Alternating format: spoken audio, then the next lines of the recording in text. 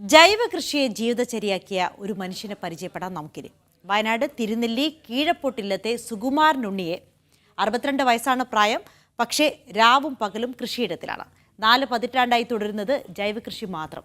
ഇതിൻ്റെ സാധ്യതകളെക്കുറിച്ച് പുതിയ തലമുറയ്ക്ക് മനസ്സിലാക്കി കൊടുക്കുന്നതിനായി ഒരു ഫാം സ്കൂൾ കൂടി സജ്ജമാക്കിയിട്ടുണ്ട് അദ്ദേഹം. വെറുതെ കാര്യങ്ങൾ അന്വേഷിച്ച് പഠിച്ച് മടങ്ങലല്ല, തൻ്റെ ഒപ്പം താമസിച്ച് ഗുരുകുല രീതിയിൽ ജൈവ കൃഷിയെക്കുറിച്ച് പഠിക്കാനുള്ള സംവിധാനമാണ് കീഴപ്പാട്ടില്ലത്ത് ഇദ്ദേഹം ഒരുക്കിയിരിക്കുന്നത്.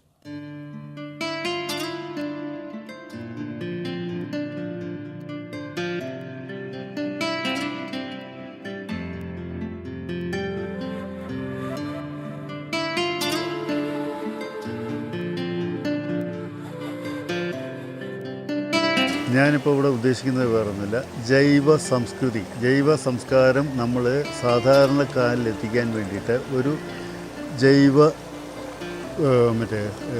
പാഠശാല. എങ്ങനെയെന്ന് പറഞ്ഞു കഴിഞ്ഞാൽ ശരിക്കും അത് നമ്മുടെ പഴയ രീതിയിലുള്ള ആ കൺസെപ്റ്റിലേക്ക് എത്തുകയാണ്. എങ്ങനെ ഗുരുകുല വിദ്യാഭ്യാസ സമ്പ്രദായം എന്ന് പറയുന്ന പോലെ ഇപ്പം പ്രായഭേദമന്യേ കൃഷിയെക്കുറിച്ച് നമ്മുടെ മണ്ണിനാവശ്യമായ സാധനങ്ങൾ എന്തെന്നുള്ളതിനെക്കുറിച്ച് നമുക്ക് വ്യക്തമായിട്ട് ധാരണയുണ്ട്. ആ വ്യക്തത സാധാരണക്കാരിലെത്തിക്കണം. കാരണം ഇന്ന് നമ്മൾക്ക് നഷ്ടപ്പെട്ടുകൊണ്ടിരിക്കുന്ന നമ്മുടെ ഇവിടുത്തെ ഈ വ്യവസ്ഥിതി, അതായത് നമ്മൾ എല്ലാ നാട്ടിലും അതാത് നാടിൻ്റേതായ കൃഷി രീതികളുണ്ടായിരുന്നു. ആ കൃഷി രീതികളൊക്കെ പോയിട്ട് കോമൺ ആയിട്ടുള്ള ഒരു കൃഷി രീതിയിലേക്ക് വന്നു. വിത്തുൽപാദനത്തിലും വന്ന നഷ്ടങ്ങളുണ്ട്. പല വിത്തുകളും മഞ്ഞിൽ നിന്ന് പോയി. എല്ലാ നാടിലും അതിൻ്റേതായ കാലാവസ്ഥയ്ക്കനുസരിച്ച ഡ്രസ് കോഡ് ഉണ്ടായിരുന്നു. ആ ഡ്രസ് കോഡിൽ നിന്നും വ്യത്യാസമായി. അതുകൊണ്ടാണ് ഇന്ന് രോഗങ്ങളും മറ്റു പ്രശ്നങ്ങളും ഉണ്ടാകുന്നത്. അപ്പം ഇതിലേക്കെല്ലാം നമുക്ക് തിരിച്ചു വരാൻ കിട്ടുന്ന ഒരു അവസരമായിട്ടാണ് ഞാൻ ഇതിനെ പറയുന്നത്.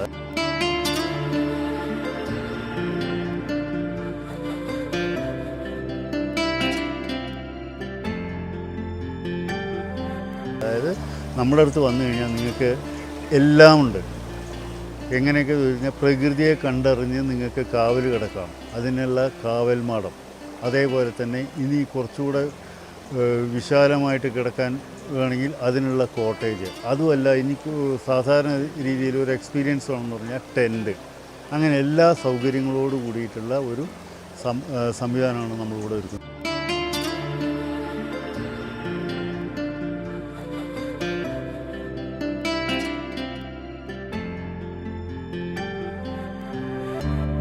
ഒരു മരം മിനിമം 5 ലക്ഷം രൂപ പ്രകൃതി സംരക്ഷിക്കാൻ വേണ്ടി ചിലവാക്കുന്നുണ്ടെന്നാണ് പറഞ്ഞത്. അതായത് അത് ഒരു മരം ഏത് ലോകത്ത് നിന്നാലും മിനിമം 5 ലക്ഷം രൂപ അതൊരു വർഷത്തേക്ക് നമുക്ക് പ്രകൃതിയെല്ലാം ബാലൻസ് ചെയ്യാൻ സംഭാവന ചെയ്യണം.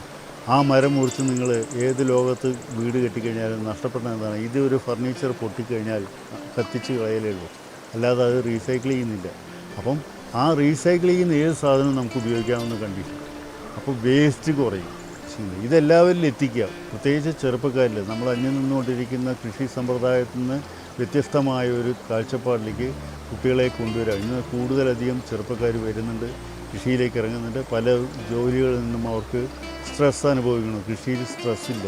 പക്ഷേ അവർക്ക് എന്താണ് വേണ്ടത്? അവർക്ക് വേണ്ട പ്രോത്സാഹനം നൽകേണ്ടത് നമ്മുടെ ഭരിക്കുന്ന ഭരണകർത്താക്കളാണ്. അവരെ പ്രോത്സാഹിപ്പിച്ച് കൊണ്ടുവരാൻ നമുക്കെല്ലാവർക്കും നമ്മളെല്ലാവരും കൂടെ നിൽക്കുകയാണെങ്കിൽ തീർച്ചയായിട്ടും അതിനു വേണ്ടിയിട്ടാണ് ഞാൻ ഈ കൃഷി പാഠശാല എന്ന ഒരു കൺസെപ്റ്റിലേക്ക് വന്നിരുന്നത്.